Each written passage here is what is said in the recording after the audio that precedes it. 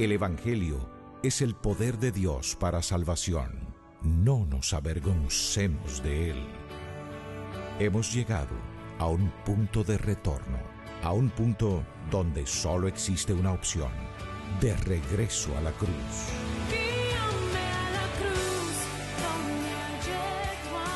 Ministerios Integridad y Sabiduría se complace en presentar desde Santo Domingo, en la República Dominicana, la cuarta sesión de nuestra conferencia Por su Causa 2010. Sean bienvenidos y dispongamos nuestros corazones para ir juntos de regreso a la cruz. Qué bueno que has venido. Yo quiero orar por ti.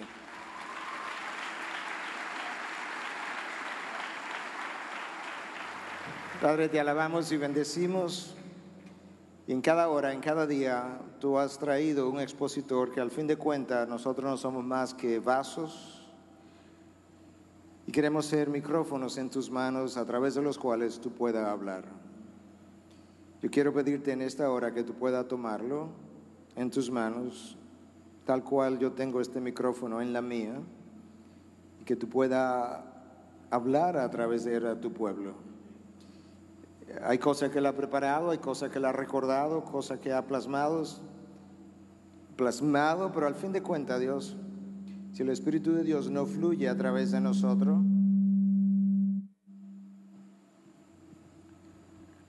si el Espíritu de Dios no fluye a través de nosotros, Dios, nosotros no hemos de experimentar ninguna administración. Y es por eso yo quiero pedirte que tú le llenes con tu Santo Espíritu. Amén. Y de tu verdad y con tu gracia. En Cristo Jesús. Amén. Bendiciones.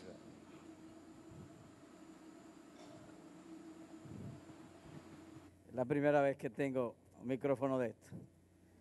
Así que es un lío esto.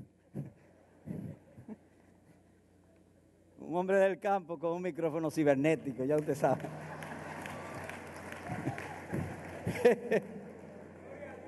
Amén.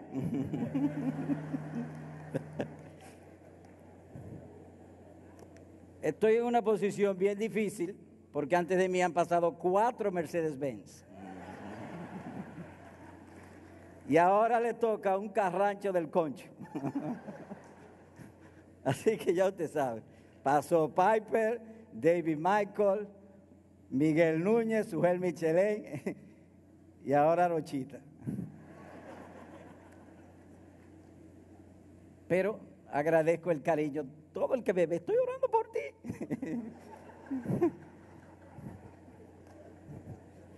Y eso me recuerda una crítica que salió una vez en el New York Times sobre un músico muy famoso que dirigió una orquesta en Nueva York. Y la crítica decía en una de sus partes: cuando todo el mundo esperaba que se derrumbara, emergió. Pero todo el mundo esperaba que se derrumbara.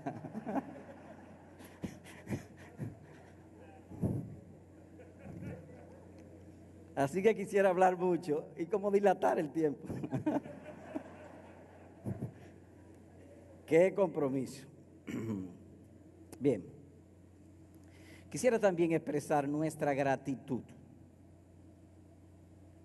Le decía al pastor Miguel que tan pronto entré aquí, percibí en mi entendimiento la bendición de Dios en este lugar.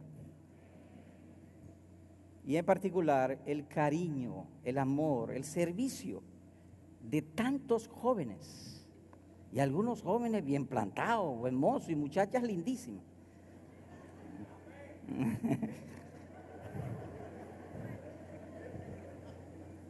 Y entonces atendiendo a uno con tanto cariño, que yo decía, pero será, ¿y por qué lo hace? Porque calvo, canoso, viejo. Por amor a Cristo. Así que ha sido para nosotros impresionante estos días aquí. Y además de eso, a nombre de todos los que del Cibao estamos aquí, un gran número de hermanos del Cibao hemos venido a este lugar y hemos sido bien atendidos, con mucho cariño. Así que gracias por vuestra hospitalidad, lo apreciamos muchísimo. Y en particular a Rolando Espinal y Lisa, a quien yo sugiero que se le cambie el nombre de Rolando por Generoso Espinal. Es muy generoso y sobre todo con la obra de Dios. Así que gracias, muchas gracias. Regresamos animados. Les confieso que mi deseo hubiese sido permanecer ahí sentado, siendo ministrado por esos 4 Mercedes-Benz que nos han hablado anteriormente. Pero Miguel dice que debo predicar, así que vamos a intentarlo. Así que nuevamente oremos para rogar a nuestro Dios de su misericordia. Padre que estás en los cielos, misericordioso Señor, tú eres fiel a tus palabras y a tus promesas, y tú has prometido honrar a los que te honran. Y he aquí que miles de tus hijos han venido a este lugar a buscar tu rostro, a que tú les hables. De manera que te suplicamos que tú unjas al predicador, que lo llene de tu espíritu, que le dé a hablar con fidelidad la palabra de Cristo y con la ternura y el espíritu de Jesucristo. Sé pues con él y danos a todos oídos para oír. Señor, ayúdanos no estar atento al instrumento, sino a tu instrucción. Nosotros meses atrás te pedimos, todos nosotros, llena ese lugar, hazte presente, háblanos al corazón. Así que estamos estimulados de que tú nuevamente atiendas nuestras súplicas. Bendícenos, háblanos. Y esto te pedimos, que edifique la fe de tus santos, que hable y llame a tus elegidos, y que sea un testimonio de que nuestro hermoso Salvador Jesucristo vino en carne. Y te lo rogamos en el nombre de aquel que estuvo muerto, pero que vive para siempre, nuestro Señor y Salvador Jesucristo. Amén. Les invito a ir en vuestras Biblias a Mateo capítulo 16. Voy a leer los versículos 24 al 25.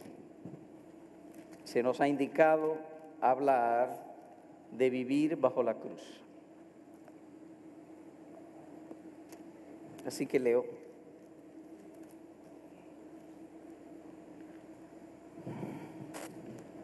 Entonces Jesús dijo a sus discípulos: si alguno quiere venir en pos de mí, niéguese a sí mismo y tome su cruz y sígame. Porque todo el que quiera salvar su vida la perderá, y todo el que pierda su vida por causa de mí la hallará. Cuando uno lee estos versículos es posible notar que su tema central es lo que en teología se conoce como la doctrina de la autonegación del cristiano. Y es precisamente esta doctrina, si no la más, una de las que más evidencian lo tardo que somos para entender los asuntos espirituales. En esta ocasión, los discípulos no entendieron la esencia del andar evangélico. Por ejemplo, en el verso 21 y el 22 leo de la siguiente manera: desde entonces, es decir, desde aquella ocasión, comenzó Jesús a declarar a sus discípulos que le era necesario ir a Jerusalén y padecer mucho de los ancianos, de los principales sacerdotes y de los escribas, y ser muerto y resucitar al tercer día. Entonces Pedro, tomándolo aparte, comenzó a reconvenirle diciendo: Señor, ten compasión de ti, en ninguna manera esto te acontezca. Y decimos que somos tardos para entender los asuntos espirituales porque el diablo entendió muy bien y Pedro no, ni los discípulos tampoco. Nótense que cómo él reprende a Pedro. Pero él, volviéndose, dijo a Pedro: quítate de delante de mí, Satanás, me eres tropiezo. Así que es una debilidad común del entendimiento, aún en buenos hombres y grandes hombres como los apóstoles. Somos tardos para entender las verdades del Evangelio y los asuntos espirituales. No obstante, es consolador, por otro lado, ver al Señor aprovechar la ocasión para darnos una muestra fiel de su oficio como Salvador. Pedro inocentemente y por ignorancia le hizo esta proposición al Señor Jesucristo. No entendía lo que el Señor había hecho. Entonces el Señor condesciende e ilumina sus mentes, estableciendo y explicando la doctrina de la autonegación. Y lo hace de este modo, 3 veces y en 3 formas diferentes. Niéguese a sí mismo, tome su cruz, el que pierda su vida por causa de mí. De manera que notamos aquí el oficio bello, hermoso de nuestro Salvador. Condescendió a ellos porque Pedro lo hizo en ignorancia, y la ignorancia tiene una puerta de misericordia para nuestro Señor. Cuando estaba frente a la cruz dijo: Padre, perdónalos. ¿Y por qué debo perdonarlo? Porque no saben lo que hacen. Así Pedro actúa en ignorancia y él desciende a ellos y le explica. En otras palabras, que Cristo nos ama, aún manifestemos ignorancia. Niéguese a sí mismo, tome su cruz, el que pierde su vida por causa de mí, la hallará. La doctrina de la cruz es la esencia de la vida cristiana.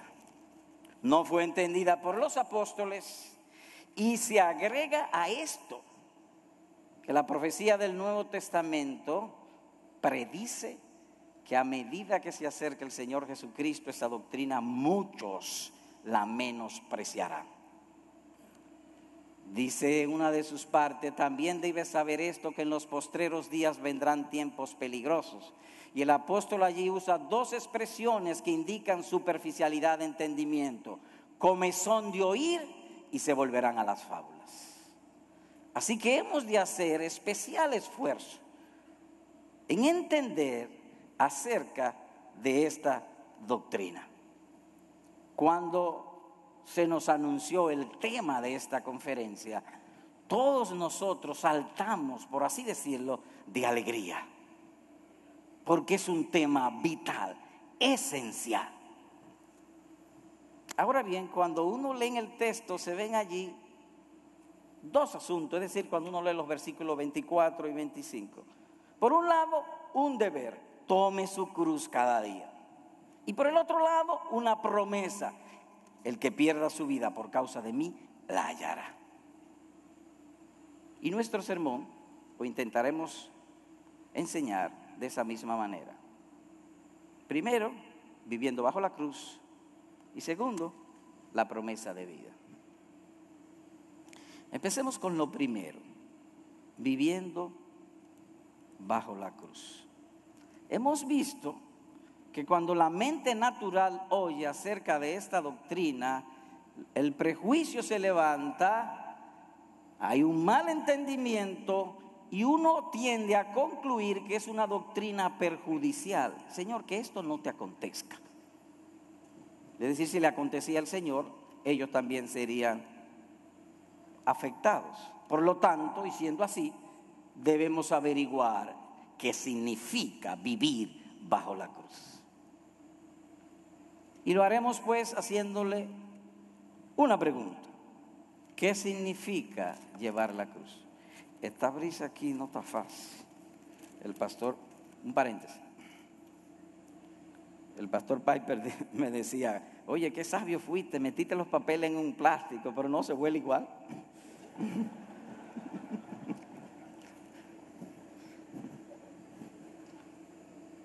Pregunta: ¿qué significa llevar la cruz? Y responderemos negativa y positivamente.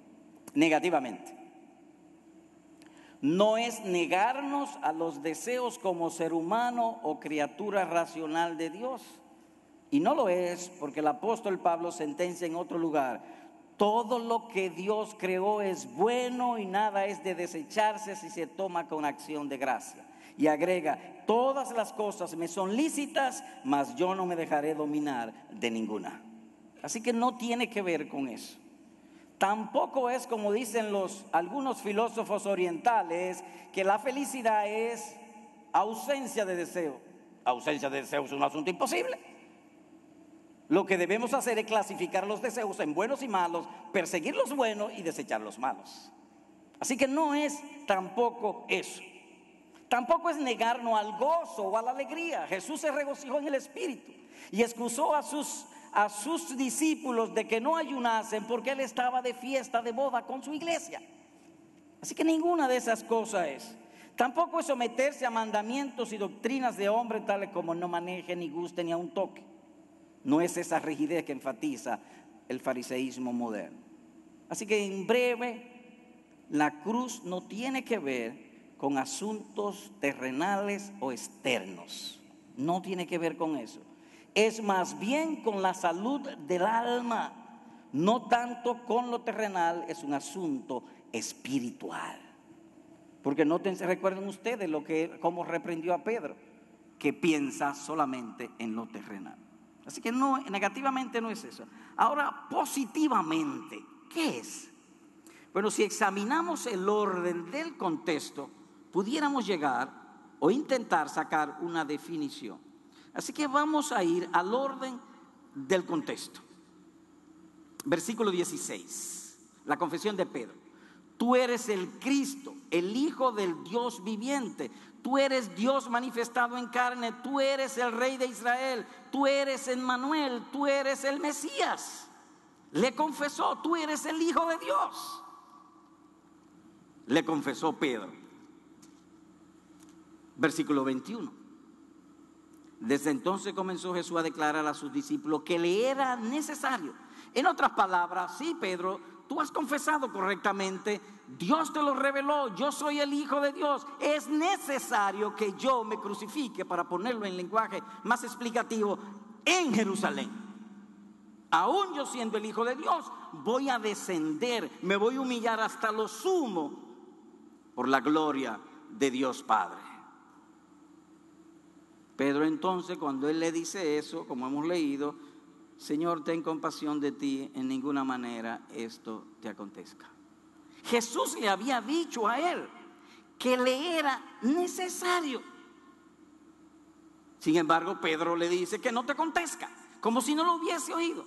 Así que preguntémosle al Señor Jesús, ¿por qué Pedro te fue tropiezo en tu camino hacia la cruz? ¿Por qué te fue tropiezo?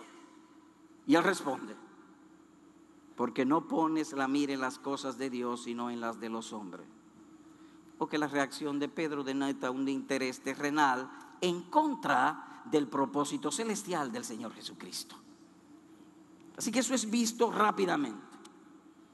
De ahí es que él aprovecha la ocasión para enseñar. Verso 24. Entonces Jesús dijo a sus discípulos, si alguno quiere venir en pos de mí, niéguese a sí mismo y tome su cruz y sígame, porque todo el que quiere salvar su vida la perderá, y todo el que pierda su vida por causa de mí la hallará. Así que llevar la cruz es simplemente, como decía David Michael cuando habló de aquel misionero que le dijeron que podía morir en las islas del Pacífico. No, ya yo morí. Yo he llegado aquí muerta. Todo el que pierda su vida por causa de mí. Ahora nótense que le está hablando a los discípulos, de modo que no es una condición, es un efecto, porque ellos habían nacido de nuevo. Es una consecuencia de confiar en nuestro hermoso Señor y Salvador Jesucristo. O de otro modo, que la negación, la autonegación o la cruz es la primera de todas las lecciones en la vida cristiana. Es lo primero, el efecto propio de amar al Señor Jesucristo. Niéguese a sí mismo. Y es lógico que si yo renuncio a mi propio yo y sus intereses terrenales, imposible vivir para mí mismo. Juan el Bautista lo dijo con esas palabras: es necesario que Él crezca, pero que yo mengue. Juan capítulo 3 versículo 30. Y en este versículo D.A. Carson comenta: Juan encontró su gozo en abrazar la voluntad de Dios de todo corazón, y lo hace reconociendo la supremacía del Señor Jesús o en el Señor Jesús. Juan lo hizo así, pero Pedro no lo hizo así. Pedro en ese momento no vio supremacía en Cristo, porque Pedro quería que su consejo a un inocente o por ignorancia fuese impuesto. La ignorancia no exonera de falta o de culpa. De modo que negarse a sí mismo, tomar la cruz, es negarse en cierto modo, en breve, a nuestros intereses terrenales, por amor a la gloria de Dios. En la caída, es decir, en la caída de Adán, Dios fue sacado injustamente de su lugar y el hombre se entronó a sí mismo, de tal modo que nosotros somos idólatra e ídolo al mismo tiempo. Nos idolatramos a nosotros mismos. ¿Cuánto nos molesta, nos ofende cuando otro no está de acuerdo como pensamos? No si está de acuerdo con Cristo, no, sino cómo pensamos. Somos ídolos de nosotros mismos. O dicho de otro modo, que en cada discípulo hay un yo carnal que debe ser negado por amor a Cristo. Ya me preguntaba yo, pues no me vas a aplaudir.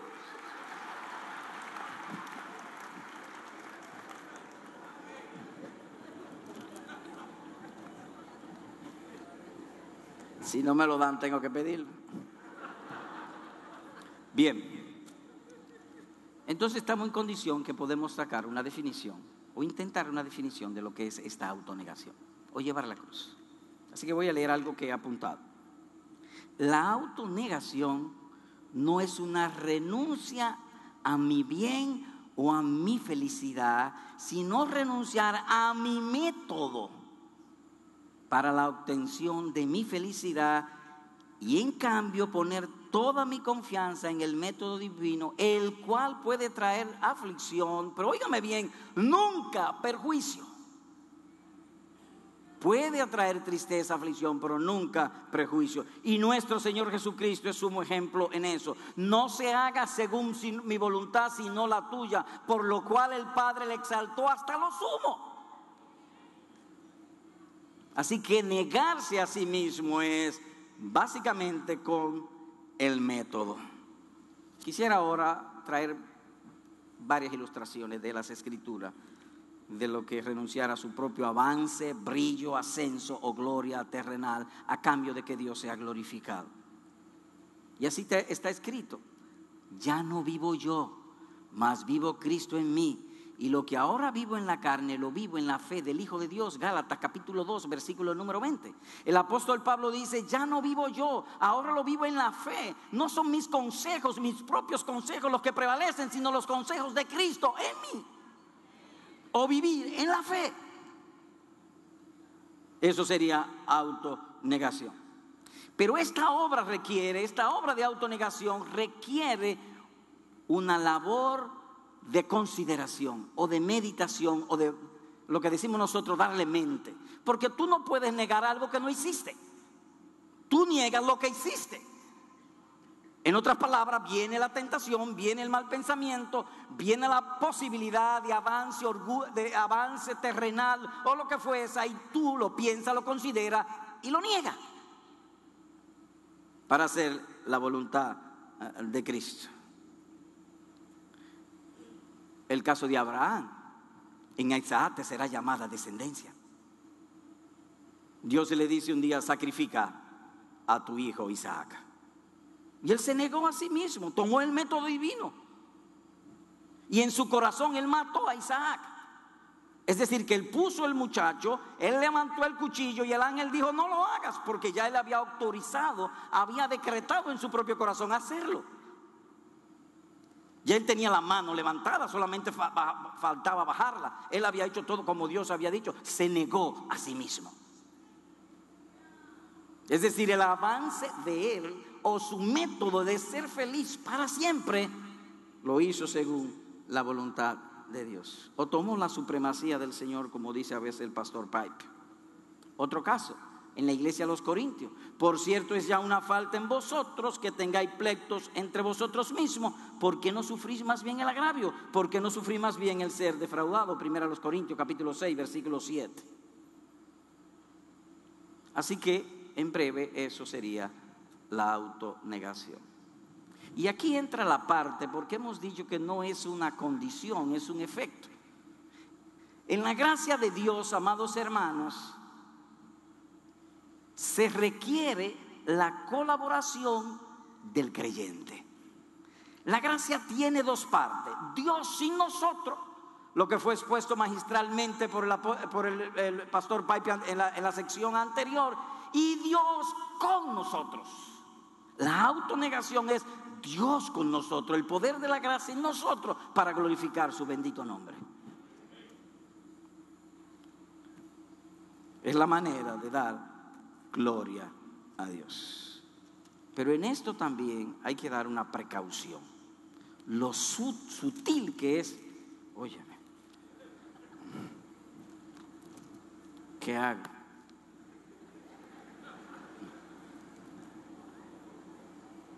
Voy a poner la cartera, papá, va a agarrar la página.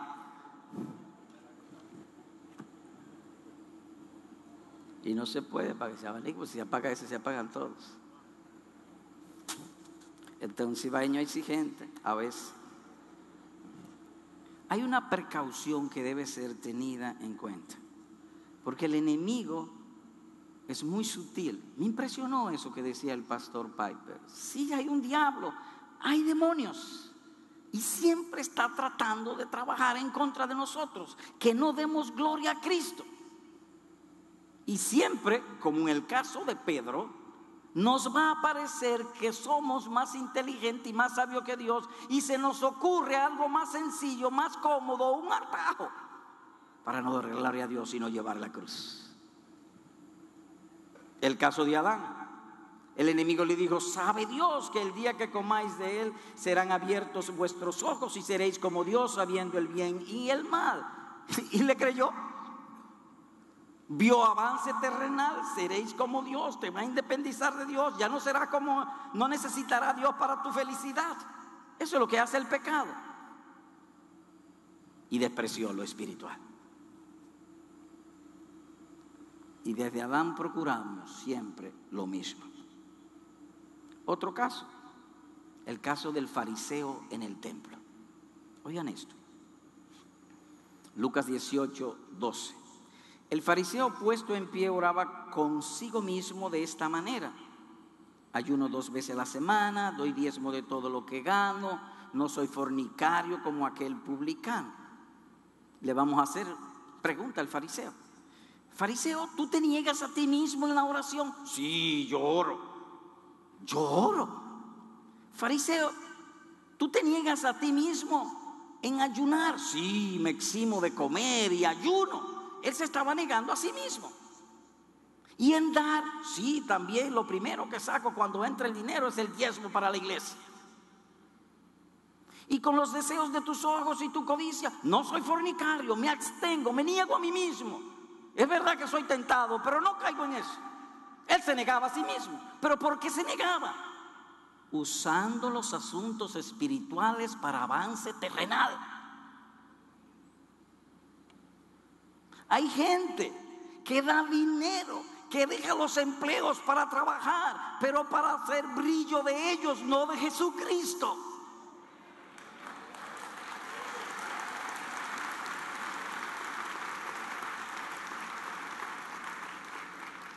Yo pienso y me atrevo a opinar que en esta época ha habido, o en épocas anteriores, ha habido más teólogos que nunca. PhD, maestría, pero muchos de ellos, o algunos de ellos, para ser conservador, lo hacen por brillo personal, para tener avance en esta tierra. Así que hay una precaución aquí que debe ser tenida en cuenta. Es muy sutil el enemigo. Bien dice Jesús: si alguno quiere venir en pos de mí, dice en pos de mí, que Él y su palabra sean nuestra guía. Así que en breve hemos respondido a la pregunta de lo que es la autonegación negativamente y positivamente. No es renunciar a mi anhelo de felicidad, Dios me creó con el anhelo de felicidad, sino al método de obtenerlo, y que sea siguiendo la palabra de nuestro Dios. Pero el pasaje, además del deber, habla de algo más, de la promesa. Porque se ve allí una exhortación y una promesa. Voy a volver al pasaje. Entonces Jesús dijo a sus discípulos: si alguno quiere venir en pos de mí, niéguese a sí mismo y tome su cruz y sígame. Porque todo el que quiera salvar su vida la perderá, y todo el que pierda su vida por causa de mí la hallará. En otras palabras, que si uno toma la senda de la cruz, hay una promesa. Dice que la hallará. ¿Y qué hallará?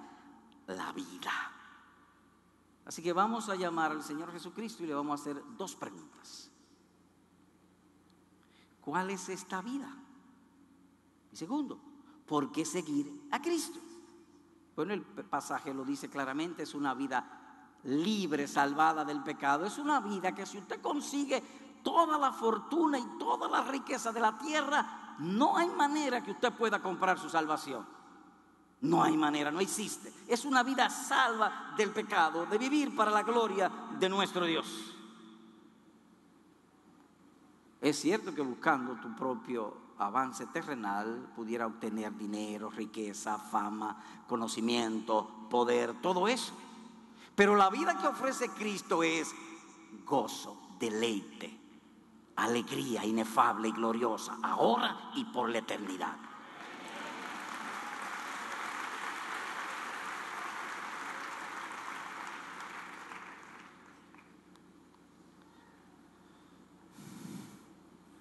La otra pregunta es al Señor Jesucristo: ¿por qué seguir a Cristo? ¿O por qué seguirte? Y allí Él abunda en argumentos que llaman nuestra atención. Versículo 25. Porque el que quiera salvar su vida la perderá, y todo el que pierda su vida por causa de mí la hallará. Señor, ¿por qué? Y Él responde: porque todo el que quiera salvar su vida la perderá, y todo el que pierda su vida por causa de mí la hallará. ¿Por qué? Verso 26. Porque ¿qué aprovechará al hombre si ganare todo el mundo y perdiere su alma? ¿O qué recompensa dará el hombre por su alma? Verso 27. Porque el Hijo del Hombre vendrá en la gloria de su Padre con sus ángeles, y entonces pagará a cada uno conforme a sus obras. Tres argumentos da Él. Y apela a nuestra lógica, a nuestra razón. ¿Qué haces tú con ganar todo el mundo y perder tu alma? ¿Hay algo más lógico, más racional que eso? Pero él dice tres argumentos. Y la idea que da es cuando viene un vendedor de enciclopedia a su casa y habla, porque la enciclopedia es buena. ¿Qué quiere él? Que usted se quede con la enciclopedia. ¿Qué quiere Cristo en esa abundancia de argumentos? Salvarte. Llevarte a su gloria. Darte vida ahora y por siempre. De manera que la cruz, o seguir o vivir esa vida de cruz, es como una preparación para disfrutar a Cristo aquí y por siempre. El que viene en pos de mí, y él vive en una calle llamada negarse a sí mismo.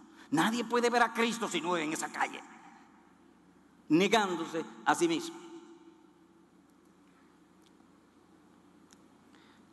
Por lo tanto, repetimos que el extenderse en argumentos es que Cristo quiere salvarnos, bendecirnos por siempre.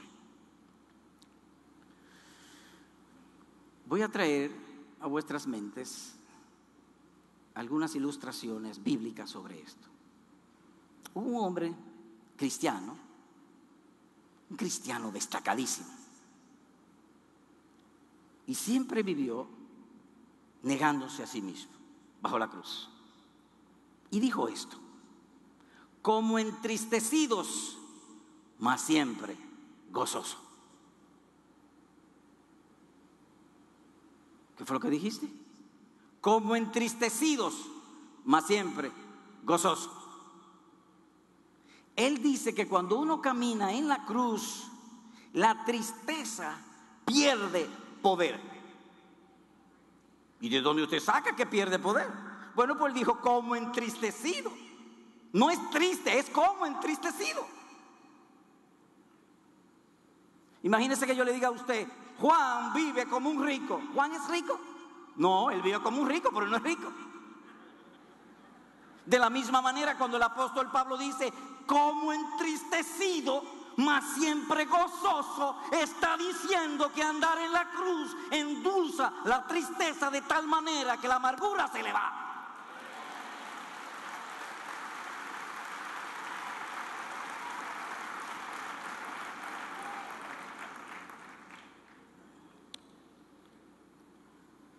Le vamos a hacer una pregunta a Pablo. Pablo, ¿y cómo tú haces eso? Sí, andar sobre la cruz, pero la cruz a veces es dolorosísima. Les invito a ir a 1 Timoteo capítulo 4, verso 10.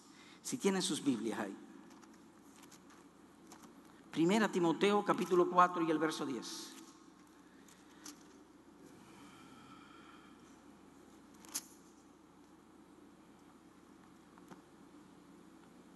Así que voy a leer y le vamos a preguntar a Pablo. Vamos a llamar ahora al apóstol Pablo aquí. Leo, verso 10.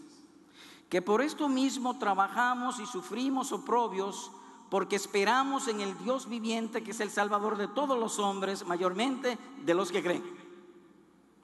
Pablo, ¿por qué tú trabajas tanto por amor a Jesucristo? ¿Por qué te esfuerzas tanto en vivir bajo la cruz? Pablo, ¿por qué tú sigues sufriendo tantos oprobios? ¿Por qué? Y él responde, porque esperamos en el Dios viviente. No hay manera de llevar la cruz si no vemos la promesa de Jesucristo. ¿Y cuál es la promesa de Jesucristo? Que el Padre nos llamó a su gloria eterna en Jesucristo. La esperanza es lo que sostiene la vida del creyente. De modo que cuando uno viene a este pasaje, generalmente se queda en la cruz, pero el Señor no se queda en la cruz. El Señor dice, la esperanza de gloria eterna. Así dice el versículo número 27. Miren qué claro lo dice. Porque el Hijo del Hombre vendrá en la gloria de su Padre. Y en el pasaje paralelo en Lucas dice, el que me confesare delante de los hombres, yo le confesaré delante de mi Padre que está en los cielos. ¿Qué motiva al obrero o al empleado ser eficaz y ser diligente? El salario. ¿Qué motiva a nosotros vivir bajo la cruz? Lo que nos han prometido, gloria eterna.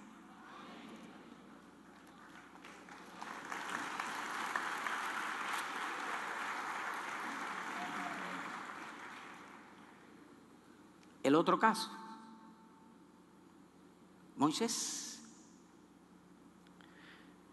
Dice Hebreos 11:26 que Moisés tenía delante de sí dos cosas: los vituperios de Cristo, o lo que es lo mismo, llevar la cruz de Cristo o negarse a sí mismo, y los deleites temporales del pecado y los tesoros de Egipto.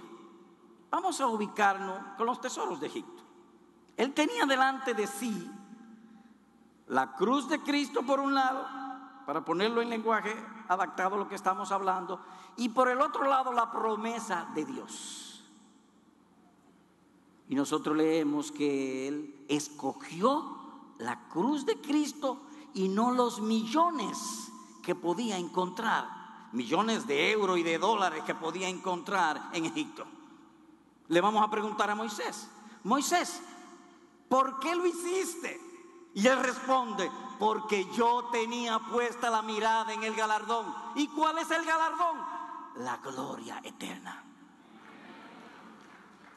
Eso es lo que ha de sostenernos. Por eso el pasaje habla de un deber, pero junto con el deber el Señor da una promesa.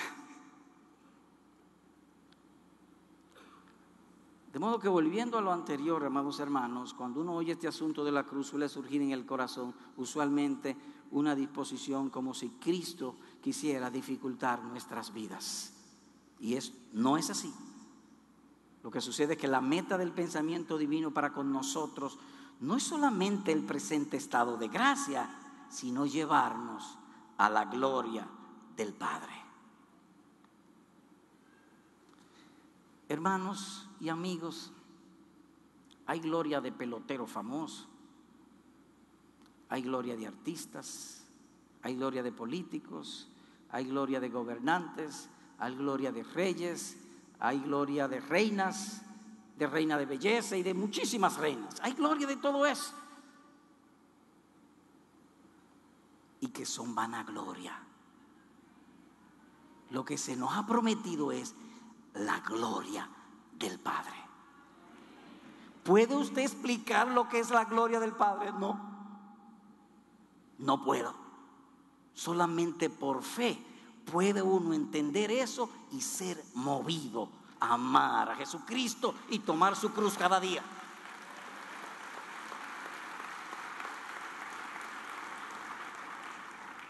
Ahora bien, cuando decimos fe, lo que queremos decir es lo siguiente: la fe es la demostración de lo que no se ve.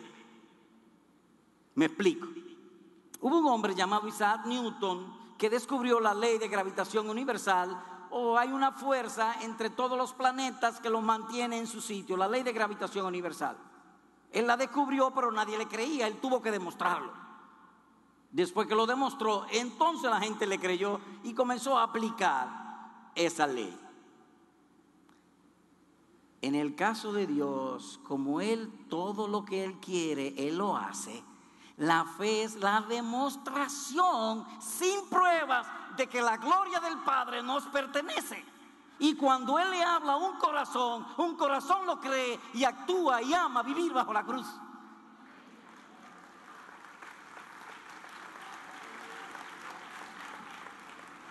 ¿Y cómo así? Es que la palabra de Dios es operativa. ¿Y qué significa que la palabra de Dios es operativa? Que Él le dijo a las tinieblas: sea la luz, y parieron luz. Y Él le dice a un corazón: cree que la gloria del Padre es tuya, y el corazón lo cree aunque no se lo demuestren.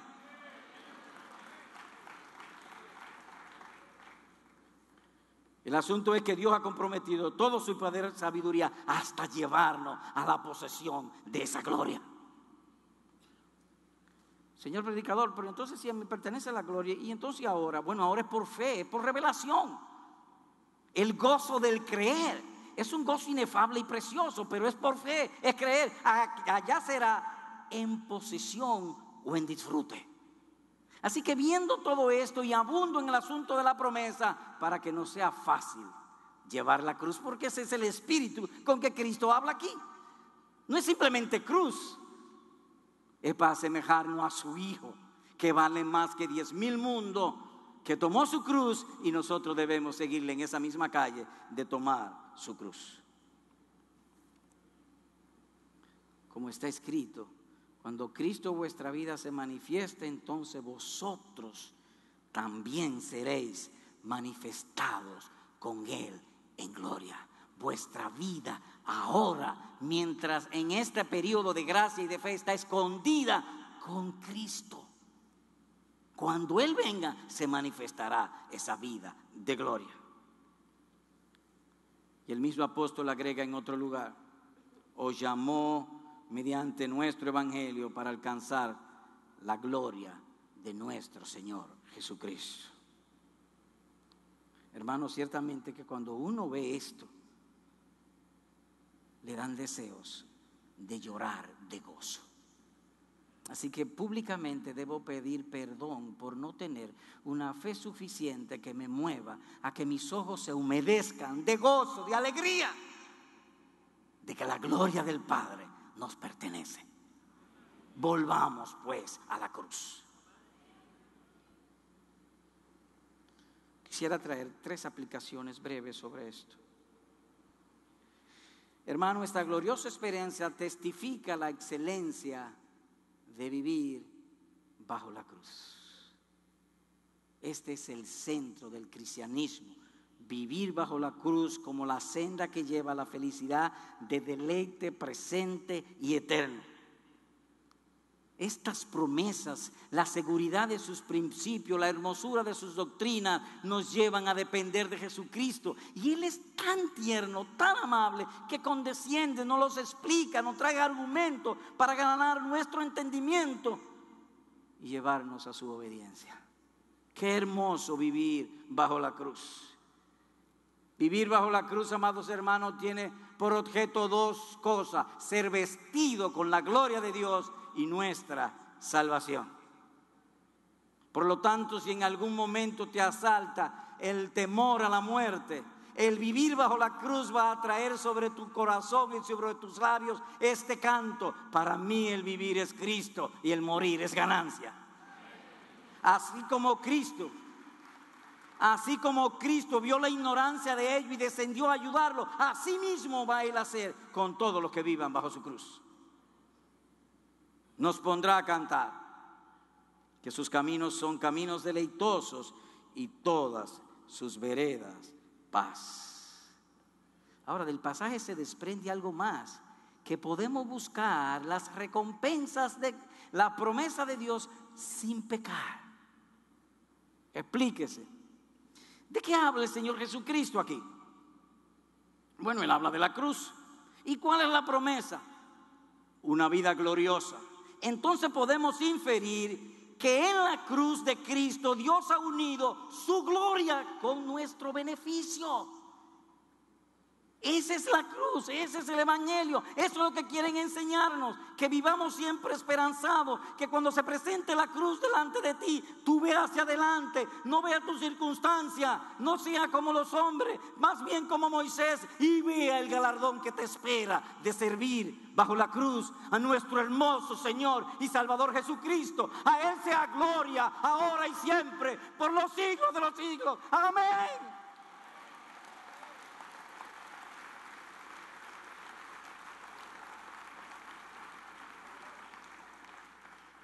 El Dios de toda gracia nos llamó a su gloria en Jesucristo. No podemos conseguir nada mejor que eso, la gloria del Padre, pero andando bajo la cruz. En segundo lugar, hermano, hay una diferencia entre la obediencia legalista y la obediencia evangélica. La obediencia legalista dice al hombre lo que hay que hacer, pero la obediencia evangélica es diferente en cierta manera. Dice lo que hay que hacer y de una vez da una promesa. ¿Y para qué da una promesa? Para que sirvamos al Señor con alegría, con gozo, que Él ha unido su gloria con nuestro beneficio. Usted ha visto que el agricultor trabaja más que el oficinista, pero el agricultor no tiene horario. ¿Por qué?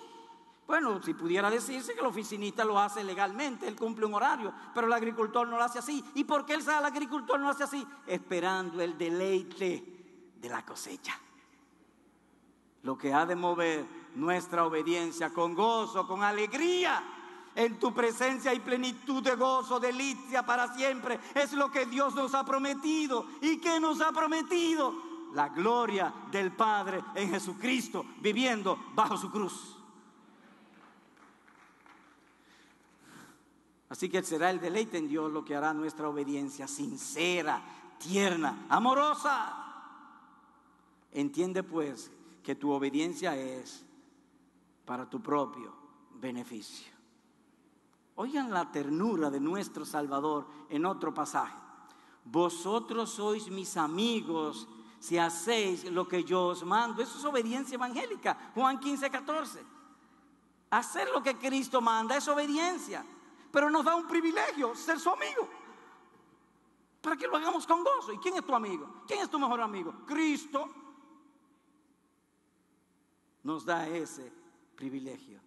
Amados hermanos, entrañables hermanos, en Cristo todo es beneficio, no hay pérdidas, por amarga que sea la cruz. Oigámoslo.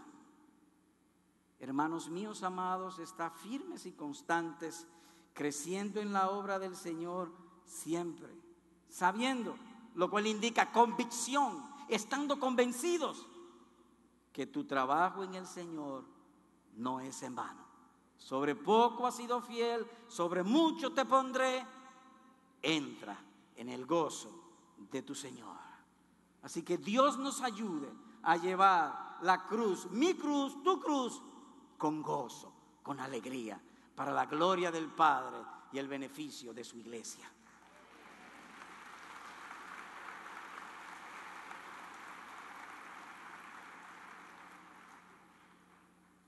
Finalmente, quisiera traer unas palabras a nuestros amigos. Amigo, uno a veces en el Evangelio tú oyes hablar del alma, tu alma. Y usualmente, como no estamos acostumbrados al lenguaje espiritual, si fuese tu caso, uno ve el alma como algo distante. ¿Y qué es algo distante? Bueno, si a mí me dicen, vos dormiste bien, yo pensaré que están hablando de Juan Bosch, no de mí. Porque en el lenguaje de nosotros, vos no es corriente, es distante. Así también en los asuntos espirituales uno oye hablar tu alma y nos parece como que es lejos. No, tu alma eres tú mismo. Y a lo que Cristo ha venido es salvar el alma de los pecadores. Como decía el pastor Piper magistrosamente, el evangelio es que Dios justifica al impío que cree en Jesucristo solamente por fe. Solo por fe.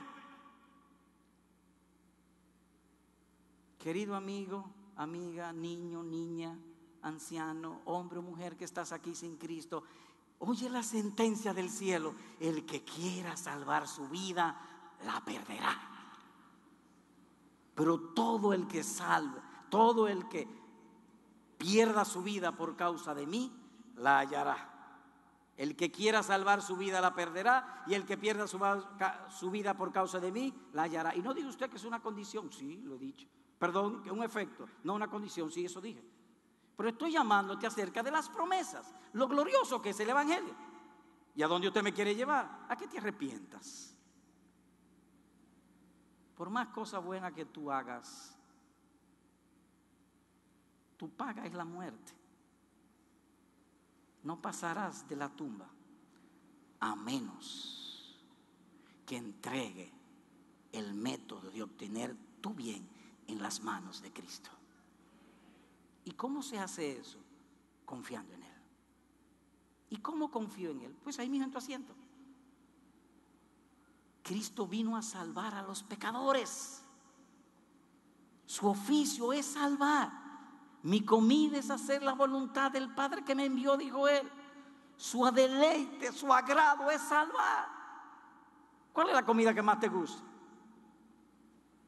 Moro de guandula con chivo. Pues mira, eso es lo que te deleita. Sí, a Dios le deleita salvar. A otro su deleite es mangú con queso frito y chocolate. A Dios le deleita salvar. Pues ahí mismo en tu asiento, pídele a Dios: Señor, perdona mis pecados, sálvame y llévame a tu gloria eterna. Amén.